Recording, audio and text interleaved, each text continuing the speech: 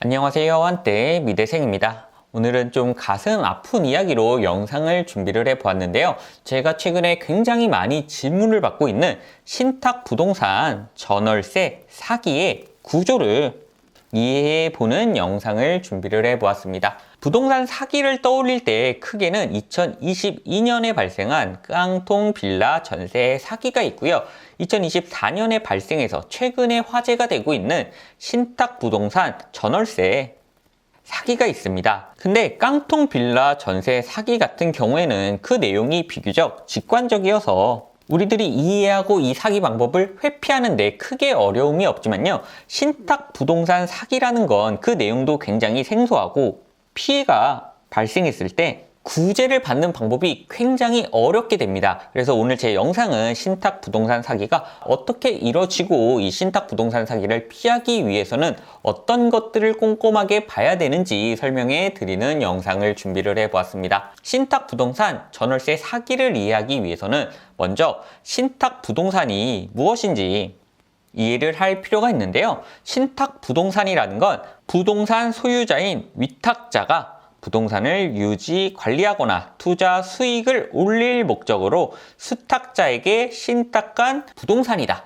이렇게 정의가 나오게 됩니다. 등장인물만 중요하게 보시면 첫 번째로는 위탁자가 있고 두 번째로는 수탁자가 있는데요. 절대 어려운 개념이 아니고요. 위탁자는 건물 주인이고 수탁자는 이 건물의 권한을 위임을 받아서 운영을 대신하는 관리인이다. 신탁, 회사다. 이렇게 이해를 해주시면 됩니다. 이때 주인은 관리인에게 합의된 권한, 일정한 권한을 위임한다. 이 위임 대상이 부동산이면 신탁 부동산인 거다 라고 표현을 해 볼 수가 있겠죠. 주인이 관리인에게 합의된 일정 권한을 위임하게 되면 관리인은 주인에게 부동산을 대신 임대해주고 그 임대 수익의 일정 부분을 돌려주거나 부동산을 직접 개발해서 개발 수익의 일정 부분을 주인에게 돌려주는 구조를 갖게 되는데요. 이게 어떤 내용이냐 하면요.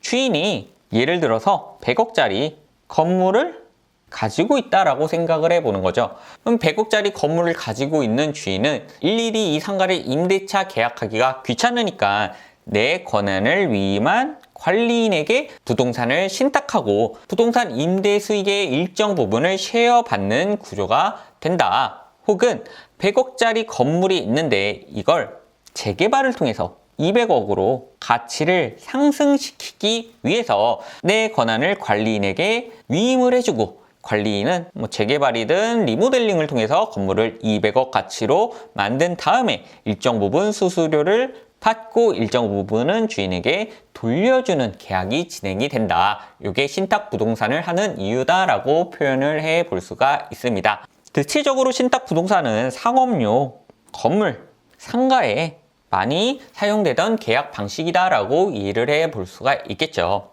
아무튼 위탁자가 수탁자에게 합의된 권한을 위임하는 게 신탁 부동산인데 문제는 이 신탁 부동산 중에 일정 케이스는 관리와 처분의 권한 또한 신탁회사에게 맡기는 계약들이 있습니다. 이 처분이라는 게 굉장히 중요한데요. 왜냐하면 위탁자가 수탁자에게 처분 권한까지 주게 되면 수탁자는 위탁자에게 부동산 처분 권한을 위임받았음을 증명하는 수익증권이라는 걸 발행해서 주게 됩니다. 그러면 이 구조는 위탁자는 수익증권을 가지게 되고 관리인은 부동산 처분 권한을 받게 되게 되는데요. 근데 왜 이런 골치 아픈 짓을 하냐? 왜 굳이 주인은 건물을 팔아서 돈을 벌지 않고 관리인에게 내 권한을 일부를 위임해서 신탁 부동산을 만든 다음에 수익증권을 받냐라고 하면 수익증권을 담보로 대출을 받을 수 있기 때문입니다. 이걸 부동산 담보 신탁이다 라고 표현을 하는데요. 내용은 이런 겁니다. 100억짜리 부동산이 있을 때 위탁자가 수탁자에게 처분 권한을 넘기고 수탁자는 주인에게 수익증권을 주면 일반적으로 주인이 혼자서 대출을 받을 때는 50억에서 60억 대출이 나오던 게 신탁을 한번 통해서 쿠션을 통해서 대출을 받게 되면 수익증권을 담보로 70억에서 90억까지 대출이 가능하다. 어떻게 보면 신탁회사의 신용이 보강되었기 때문에 100억짜리 부동산에 더 많은 대출을 받을 수 있다. 이 구조가 부동산 담보 신탁이고, 주인은 대출을 받아서 수익증권 대출을 통해서 보다 더 많은, 자기가 혼자 대출했을 때보다는 보다 더 많은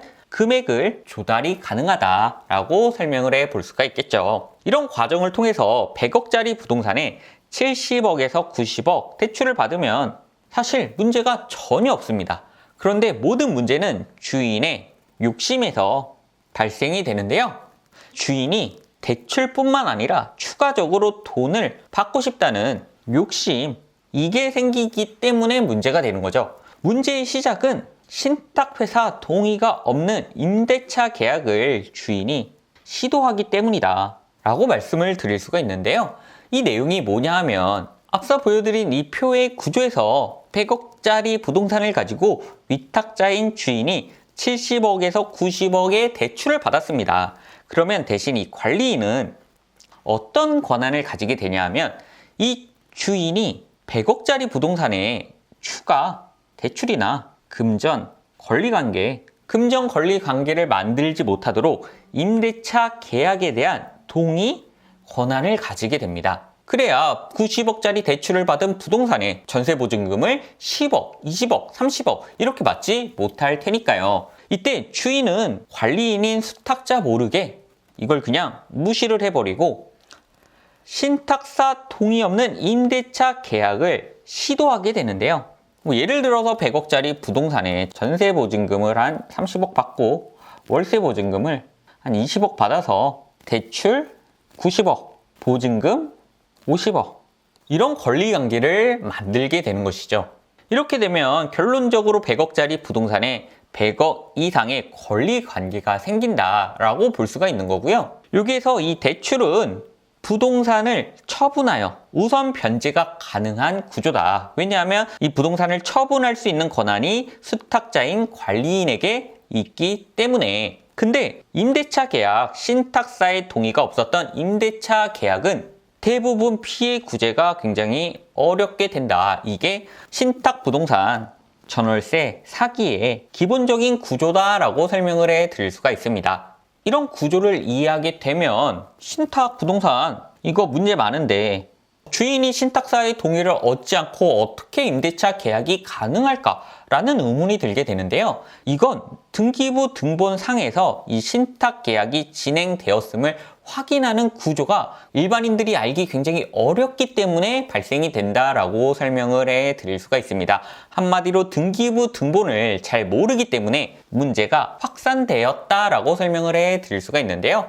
내용을 보면 100억짜리 부동산에 100억 이상의 권리관계, 한마디로 문제가 있는 부동산을 누가 임대차 계약을 할까? 당연히 안 하고 싶지 라고 하면서 등기부 등본을 봤을 때 이 100억 이상의 권리관계를 확인하는 게 어렵다라는 문제가 있는 거죠. 등기부 등본은 한번 뽑아보신 분들은 아시겠지만 주소, 용도, 불법 건축물, 유무들을 확인하는 표제구라는 항목하고 소유권에 대한 권리관계를 확인하는 갑구와 근저당권, 대출액, 소유권 외의 권리를 확인하는 을구, 이렇게 이제 크게 3개로 구성이 되어 있는데 실제로 등기부 등본을 뽑아보게 되면 표제부에는 건물의 내역, 면적 같은 것들이 나오고 갑구엔 등기 목적 소유권, 소유자들이 나오게 되고 을구엔 여긴 표현이 없지만 대출액, 근저당권 정보가 표시가 돼서 100억짜리 부동산에 80억의 대출이 있다라는 점들이 을구에 나오게 됩니다. 그래서 가치보다 더 많은 권리관계가 있는 대출 많은 문제 있는 부동산을 확인할 때는 등기부 등본에서 을구, 대출액, 근저당권 등 권리 정보가 나오는 을구만 자세히 보게 될 가능성이 굉장히 높은데 문제는 신탁 부동산은 을구에는 대출이 아무리 많아도 대출액 정보가 나오지가 않다는 게 문제가 되는 겁니다. 대신에 갑구에 이 부동산은 신탁회사와 어떠한 계약이 되어 있다라고 나오게 되는데요. 주인이 신탁이라는 어떻게 보면 좀 쿠션을 통해서 대출을 받으면 등기부 등본상에는 대출이 없는 것처럼 보일 수 있다. 이게 등기부 등본을 나는 꼼꼼히 확인하고 임대차 계약을 맺었을 때 사기를 당하는 대부분의 케이스다라고 설명을 해드릴 수가 있습니다. 더 큰 문제는 신탁 부동산의 피해는 일반적으로는 구제가 굉장히 어려운데요. 왜냐하면 등기부 등본상 각구에 이미 신탁이라는 정보가 표시되어 있었다. 그래서 피해자들은 이 각구에 대한 내용을 난 잘 몰랐다. 난 신탁이라는 게 뭔지 몰랐다 라고 하더라도 서류상에는 신탁이라는 정보가 있었기 때문에 너 이 신탁 계약을 보고도 부동산 계약을 한 거다 라고 법원에서는 생각할 수가 있기 때문입니다. 정리를 해보면 주인은 대출을 받았음에도 임대인들에게 대출 사실을 숨기기 위해서 신탁이라는 악용될 수 있는 계약 관계를 하나 더 넣었다라고 보시면 되는 거고요. 이걸 잘 모르고 신탁부동산에 임대차 계약을 맺었다면 물론 신탁사가 동의를 한 임대차 계약 같은 경우에는 그 권리가 보호될 가능성이 높지만 신탁사의 동의를 받지 않은 주인이 제멋대로 한 계약 같은 경우에는 피해 구제가 굉장히 어렵다. 주인에게 피해 회복을 요청해야 되지만 주인이 배째라 라고 나와버리면 사실상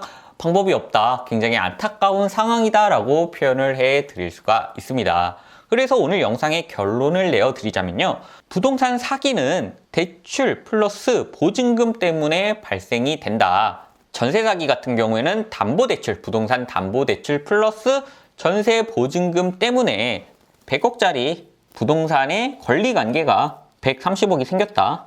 이 내용이고요. 신탁 부동산 사기는 신탁 담보대출 플러스 전월세 보증금이다. 마찬가지로 100억짜리 부동산의 권리관계가 130억, 150억이 생겨버렸다. 라는 겁니다. 그러면 이 부동산의 원래 가치 빼기 권리관계 대부분이 임대인의 보증금일 가능성이 높은데 이 권리관계의 차액은 사라져 버린다. 이게 굉장히 안타까운 상황이고요. 이런 것들을 피하기 위해서는 꼭 등기부 등본을 보셔야 되는데 주소, 용도, 불법 건축물, 유무 등을 확인하는 표제구, 소유권에 대한 권리를 확인하는 각구, 근저당권 대출액 소유권 외 권리를 확인하는 을구 중에서 이 표제구에서는 면적이 좀 이상하다거나 불법 건축물이라는 기록이 있다던가 하는 건 절대 임대차 전월세 계약을 맺으면 안 된다. 이렇게 이해를 해 주시면 되는 거고요. 각구에서는 신탁이라는 내용이 들어가 있다. 뭐 어찌됐든 간에 신탁이라는 내용이 있다거나 지분, 공동소유 이런 내용이 있으면 웬만하면 전월세 계약을 하지 않는 게 현명하다라고 말씀을 해 드릴 수가 있습니다. 일구에서는 근저당이라는 내용이 있으면 웬만하면 임대차 계약을 하지 않는 게 좋다라고 설명을 해 드릴 수가 있는데요. 신탁 부동산 사기 같은 경우에는 이 각구를 사람들이 잘 보지 않는, 잘 확인하지 않는 맹점을 이용한 사기 방식이었다라고 설명을 해 드릴 수가 있습니다. 굉장히 안타까운 내용이긴 한데 신탁 부동산은 부동산 등기부 등본에 어찌됐든 간에 각구의 신탁이라는 정보가 사전에 표시가 되어 있다는 좀 명확한 정보 전달이 있었고요. 그래서 신탁 회사에게 손해배상을 청구를 할 수 없다. 물론 주인에게는 이 계약이 문제가 있었기 때문에 내 보증금을 돌려달라고 할 수 있지만 주인이 배째라 라고 하면 사실상 피해 회복이 어려운 굉장히 안타까운 사기 유형이다 라고 설명을 해 드릴 수가 있습니다. 오늘 제 영상이 신탁 부동산 사기를 이해하시고 앞으로 이 내용들을 회피해 나가시는 데 도움이 되어 드렸으면 좋겠고요. 저는 다음에 조금 더 유용한 콘텐츠로 찾아뵐 수 있도록 하겠습니다. 감사합니다. 한때 미대생이었습니다.